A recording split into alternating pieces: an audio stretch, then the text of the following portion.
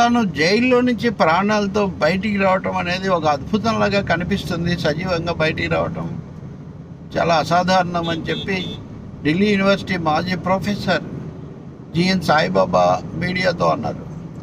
ఆయనను నిర్దోషిగా ప్రకటిస్తూ ముంబై హైకోర్టు న్యాయమూర్తి జస్టిస్ వినయ్ జోషి మరొకరు ఆ ధర్మాసనం ప్రకటించాక ఆయన బయటికి రావడానికి 2 రోజులు పట్టింది. 2వ రోజున ఆయన భార్య వసంత కుమారితో, తర్వాత అడ్వకేట్తో, తన తరఫున వాదించిన అడ్వకేట్తో కలిసి ఆయన బయటికి నడిచారు. నిజానికి అది అద్భుతమే కాదు, ఒక గొప్ప ఆదర్శం, ఒక గొప్ప విజయం. 90% శారీరక లోపంతో, వైకల్యంతో బాధపడుతూ చక్రాల కుర్చీకే పరిమితమై కాలకృత్యాలు తీర్చుకోవడానికి కూడా ఇతరుల మీద ఆధారపడే పరిస్థితిలో ఉన్నటువంటి ఒక మనిషి 10 సంవత్సరాలు జైల్లో ఉండి కూడా ఎటువంటి లొంగుబాటుకు అవకాశం ఇవ్వకుండా పోరాడి మరీ న్యాయస్థానంలో న్యాయ పోరాటము, రాజకీయ పోరాటము, హక్కుల పోరాటం చేసి సజీవంగా బయటికి రావటం నిజానికి ఏమైనా అద్భుతం ఉంటే అక్కడ ఉంది. దీనికి చాలా పోరాటం నడిచింది, చాలా దశలు ఉన్నాయి. నిజానికి గడ్చిరోలిలో ఆయన అరెస్ట్ చేసినప్పుడు ఆయన మావోయిస్టు సాహిత్యాన్ని దిగుమతి డౌన్లోడ్ చేసుకుంటున్నాడు, దాన్ని ఫాలో అవుతూ వాళ్ళకేదో ఆయనతో సంబంధాలు ఉన్నాయనే ఆరోపణ మీద ఆయన అరెస్ట్ చేశాడు. న్యాయమూర్తి జస్టిస్ వినయ్ జోషి ఇచ్చిన తీర్పులో ఒక మాట చెప్పాడు. అతను ఎక్కడ ఇలాంటి కార్యక్రమాల్లో పాల్గొన్నట్టుగా మీ దగ్గర ఒక చిన్న ఆధారం కూడా లేదు. ఎవరైనా కానీ సోషల్ మీడియాలో లేదా పరికరాల్లో దేనైనా డౌన్లోడ్ చేసుకున్నంత మాత్రాన వాళ్ళు నేరస్తులు ఎలా అవుతారు? డౌన్లోడ్ చేసుకోవటమే నేరం కాదు. ఒక భావం పొరపాటు అయ్యుండొచ్చు, కానీ ఆ భావాన్ని ప్రచారం చేసేవాళ్ళు దాన్ని అందుబాటులో ఉంచినప్పుడు దాన్ని తెలుసుకోవడానికి ప్రతి వాళ్ళకు కూడా అవకాశం ఉంది. అంటే వ్యతిరేకించాలంటే కూడా దాన్ని తెలుసుకోవాల్సిందే కదా.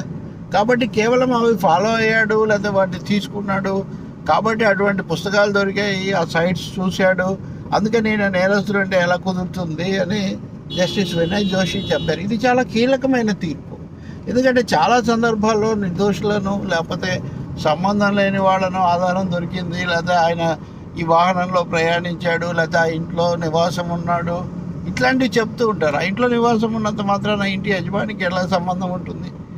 కాబట్టి ఇక్కడ భావాలు మీరు వాటిని అందుబాటులో లేకుండా చేయండి, అప్పుడు ఎవరు తీసుకోరు. అది మీరు అనుకుంటే దాని మీద మళ్ళీ కోర్టులు నిబంధనలు ఉంటాయి. కాబట్టి ఇక్కడ కీలకమైన అంశము ఆయన గట్టిగా నిలబడటం ఒకటైతే, కేవలం డౌన్లోడ్ చేసుకోవటము, ఫాలో కావటము, చదవటము, పుస్తకాలు కొనుక్కోవటము అది నేరం కాదు అని ముంబై హైకోర్టు చాలా స్పష్టంగా చెప్పడం. దీన్ని స్వాగతించాలి ప్రజాస్వామిక హక్కుల కోణంలో నుంచి. అయితే ఇప్పుడు దీని మీద మళ్ళీ మహారాష్ట్ర ప్రభుత్వం సుప్రీంకోర్టుకు వెళ్తానంటుంది, కానీ వెళ్ళినా సుప్రీంకోర్టు ఈ ఎన్నికల సమయంలో ఎలాంటి ప్రతికూలమైన తీర్పు ఇచ్చే అవకాశం ఉండకపోవచ్చు. ప్రొఫెసర్ జిఎన్ సాయిబాబా అమలాపురంలో చాలా పేద కుటుంబంలో పుట్టి ఇంగ్లీష్ ప్రొఫెసర్. ఆయన బాగా చదువుకున్నాడు, కవి, రచయిత, మేధావి.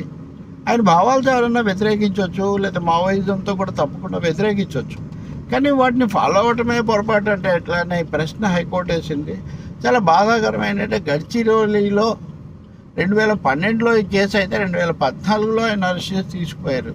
ఆ శిక్ష వేసింది కూడా కింద ఉన్న న్యాయస్థానం కేసు వేసినప్పుడు దాని తర్వాత ముంబై హైకోర్టు కొట్టేసింది, చెల్లుబాటు కాదు, ఆధారాలు లేవని. చాలా ఆశ్చర్యకరంగా అప్పుడున్న మహారాష్ట్ర ప్రభుత్వం ఆగమేఘాల మీద సుప్రీంకోర్టుకు పోయి ఆ సాయంత్రానికే ఆ విడుదల ఉత్తర్వును రద్దు చేయించింది. అంటే మన న్యాయ వ్యవస్థ మీద ఎలాంటి ఒత్తిళ్లు ఉంటాయి, ఎలా పనిచేస్తుందని. నిజానికి సుప్రీంకోర్టు విషయంలో అప్పుడు జస్టిస్ యుయు లలిత్ ప్రధాన న్యాయమూర్తిగా స్వల్పకాలం ఉన్నాడు. ఆయన హయాంలో కొన్ని మంచి తీర్పులు వచ్చాయి, కానీ ఇది కొంచెం ప్రాథమిక హక్కులకు భంగకరం అనే ఒక పేరు కూడా సుప్రీంకోర్టు తెచ్చుకుంది. ఆ తర్వాత సుప్రీంకోర్టు ఆ విడుదల నిలుపుదల చేస్తూ కుట్టిలేదు, మళ్ళీ హైకోర్టునే మీరు ఇంకా మరింత వివరంగా మరింత సమగ్రంగా విచారించి తీర్పు ఇవ్వండి అని చెప్పింది. ఆ మరింత సమగ్రంగా విచారించిన తర్వాత ఇప్పుడు జస్టిస్ వినయ్ జోషి ఇటువంటి తీర్పునిచ్చారు. దీన్ని కేంద్ర ప్రభుత్వం వ్యతిరేకించింది, అయినా కానీ ఆయన బయటకు వచ్చారు. ఈ విధంగా ఆశయాల కోసం గట్టిగా నిలబడటం, లొంగుబాటుకు సిద్ధపడకపోవటం, ఇది చాలా కీలకమైంది. ఆయన ఒక మాట అన్నాడు, నా 10 ఏళ్ళ నా విలువైన జీవితం కాస్త జైల్లో అయిపోయింది, ఇప్పుడు నాకు ఎవరు తెచ్చిస్తారని. ఇప్పుడు ఆయన వయసు 54 ఏళ్ళు. నిజంగా ఎవరైనా 40-50 ఏళ్ళు మంచి వయసు. అప్పుడు ఆయన చాలా బయట నాకు బాగానే ఉంది, పోలియో తప్ప ఏం లేదు, కానీ ఇప్పుడు చాలా జబ్బులు నా శరీరాన్ని ఆవరించాయి. అయినా నేను ఇప్పుడు ప్రొఫెసర్గా నా బోధన చేయటం తప్ప చేయకుండా నేను ఉండలేను అంటున్నాడు. ఇంకా ఆయన ఎలాగో ఆశయ మార్గంలోనే జీవిస్తారు. ఆయనే కాదు ఎవరైనా. ఎవరి హక్కులు ఎవరు హరించకూడదు, దాని మీద పోరాడాలన్నది ఇక్కడ కనిపించే ఒక కీలకమైన పాఠం, ఆదర్శం.